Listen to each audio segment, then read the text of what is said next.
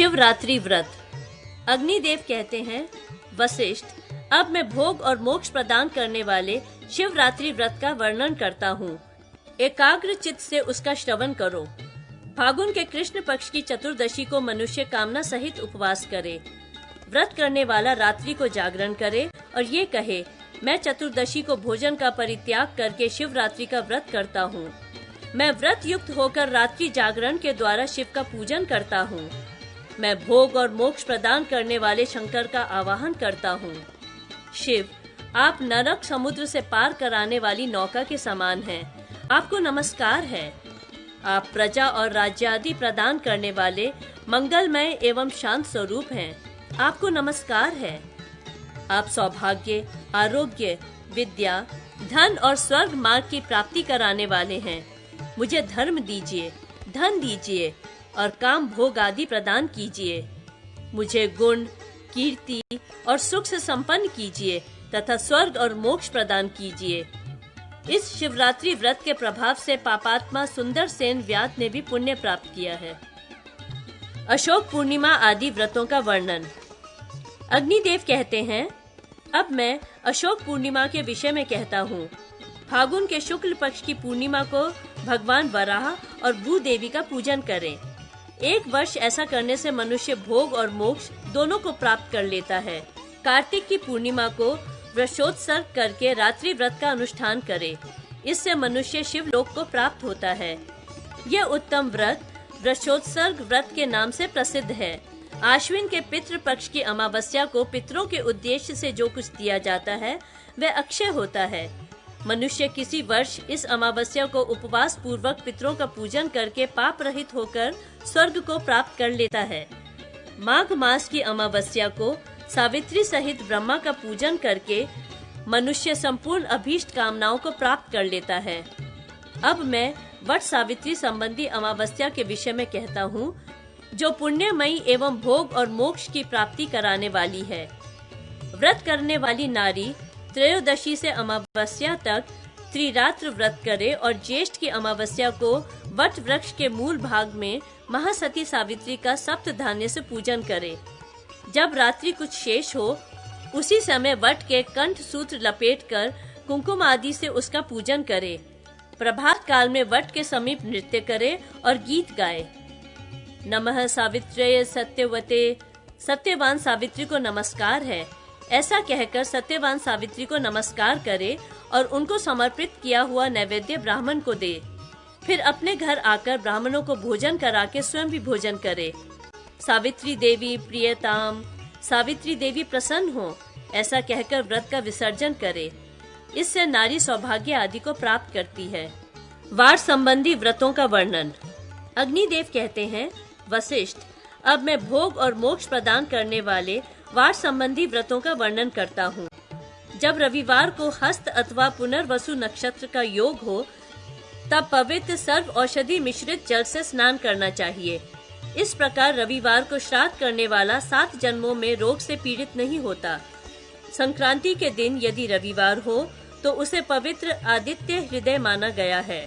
उस दिन अथवा हस्त नक्षत्र युक्त रविवार को 1 वर्ष तक नक्त व्रत करके मनुष्य सब कुछ पा लेता है। चित्रा नक्षत्र युक्त सोमवार के 7 व्रत करके मनुष्य सुख प्राप्त करता है। स्वाति नक्षत्र से युक्त मंगलवार का व्रत आरंभ करे। इस प्रकार मंगलवार के 7 नक्त व्रत करके मनुष्य दुख बाधाओं से छुटकारा पाता है। बुध संबंधी व्रत में विशाखा नक्षत्र युक्त बुधवार को ग्रहण करे। उससे आरंभ करके बुधवार के 7 नक्त व्रत करने वाला बुध ग्रह जनित पीड़ा से मुक्त हो जाता है। अनुराधा नक्षत्र युक्त गुरुवार से आरंभ करके 7 नक्त व्रत करने वाला बृहस्पति ग्रह पीड़ा से, ज्येष्ठा नक्षत्र युक्त शुक्रवार को व्रत ग्रहण करके 7 नक्त व्रत करने वाला शुक्र ग्रह की पीड़ा से और मूल नक्षत्र युक्त शनिवार से आरंभ करके 7 नक्त व्रत करने वाला शनि ग्रह की पीड़ा से निवृत्त हो जाता है। नक्षत्र संबंधी व्रत। अग्निदेव कहते हैं, वशिष्ठ, अब मैं नक्षत्र संबंधी व्रतों का वर्णन करता हूँ। नक्षत्र विशेष में पूजन करने पर श्री हरि अभीष्ट मनोरथ की पूर्ति करते हैं। सर्वप्रथम नक्षत्र पुरुष श्री हरि का चैत्र मास में पूजन करे। मूल नक्षत्र में श्री हरि के चरण कमलों की और रोहिणी नक्षत्र में उनकी जंघाओं की अर्चना करें। अश्विनी नक्षत्र के प्राप्त होने पर जानु युग्म का, पूर्वाषाढ़ा और उत्तराषाढ़ा में इनकी दोनों उरुओं का, पूर्वा फागुनी और उत्तरा फागुनी में उपस्थ का, कृतिका नक्षत्र में कटी प्रदेश का, पूर्वा भाद्रपदा और उत्तरा भाद्रपदा में पार्श्व भाग का, रेवती नक्षत्र में कुक्षी देश का, अनुराधा में स्तन युगल का, धनिष्ठा में पृष्ठ भाग का, विशाखा में दोनों भुजाओं का एवं पुनर्वसु नक्षत्र में अंगुलियों का पूजन करें। आश्लेषा में नखों का पूजन करके ज्येष्ठा में कंठ का यजन करें। श्रवण नक्षत्र में सर्वव्यापी श्री हरि के कर्णद्वय का और पुष्य नक्षत्र में वदन मंडल का पूजन करें। स्वाति नक्षत्र में उनके दांतों के अग्रभाग की, शतभिषा नक्षत्र में मुख की अर्चना करें। मघा नक्षत्र में नासिका की, मृगशिरा नक्षत्र में नेत्रों की, चित्रा नक्षत्र में ललाट की एवं आर्द्रा नक्षत्र में केश समूह की पूजा करें। वर्ष के समाप्त होने पर गुड़ से परिपूर्ण कलश पर श्री हरि की स्वर्णमयी मूर्ति की पूजा करके ब्राह्मण को दक्षिणा सहित शैया, गौ और धनादि का दान दे। सबके पूजनीय नक्षत्र पुरुष श्री विष्णु शिव से अभिन्न हैं, इसलिए शांभवायनीय शिव संबंधी व्रत करने वाले को कृतिका नक्षत्र संबंधी कार्तिक मास में और मृगशिरा नक्षत्र संबंधी मार्गशीर्ष मास में केशव आदि नामों एवं अच्युताय नमः आदि मंत्रों द्वारा श्री हरि का पूजन करना चाहिए।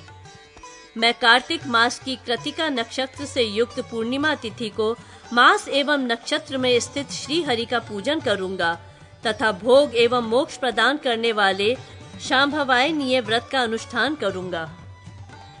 जो केशव आदि महामूर्तियों के रूप में स्थित हैं और आयु एवं आरोग्य की वृद्धि करने वाले हैं, मैं उन सर्वप्रद भगवान अच्युत का आवाहन करता हूँ। व्रतकर्ता कार्तिक से माघ तक 4 मासों में सदा अन्न दान करे, फागुन से ज्येष्ठ तक खिचड़ी का और आषाढ़ से आश्विन तक खीर का दान करे। भगवान श्री हरि एवं ब्राह्मणों को रात्रि के समय नैवेद्य समर्पित करे। पंचगव्य के जल से स्नान एवं उसका आचमन करने से मनुष्य पवित्र हो जाता है। मूर्ति के विसर्जन के पूर्व भगवान को समर्पित किए हुए समस्त पदार्थों को नैवेद्य कहा जाता है, परंतु जगदीश्वर श्री हरि के विसर्जन के अनंतर वह तत्काल ही निर्माल्य हो जाता है। तदंतर भगवान से निम्नलिखित प्रार्थना करें। अच्युत, आपको नमस्कार है, नमस्कार है। मेरे पापों का विनाश हो और पुण्यों की वृद्धि हो। मेरे ऐश्वर्य और धनादि सदा अक्षय हो एवं मेरी संतान परंपरा कभी उच्छिन्न न हो। परात्पर स्वरूप अप्रमेय परमेश्वर, जिस प्रकार आप पर से भी परे एवं ब्रह्म भाव में स्थित होकर अपनी मर्यादा से कभी च्युत नहीं होते हैं, उसी प्रकार आप मेरे मनोवांछित कार्य को सिद्ध कीजिए।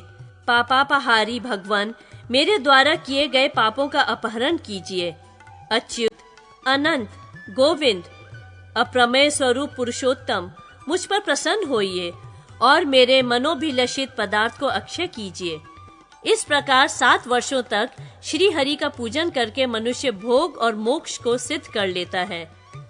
अब मैं नक्षत्र संबंधी व्रतों के प्रकरण में अभीष्ट वस्तु की प्राप्ति कराने वाले अनंत व्रत का वर्णन करूंगा।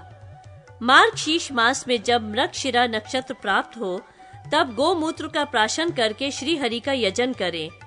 वे भगवान अनंत समस्त कामनाओं का अनंत फल प्रदान करते हैं। इतना ही नहीं, वे पुनर्जन्म में व्रतकर्ताओं को अनंत पुण्य फल से संयुक्त करते हैं।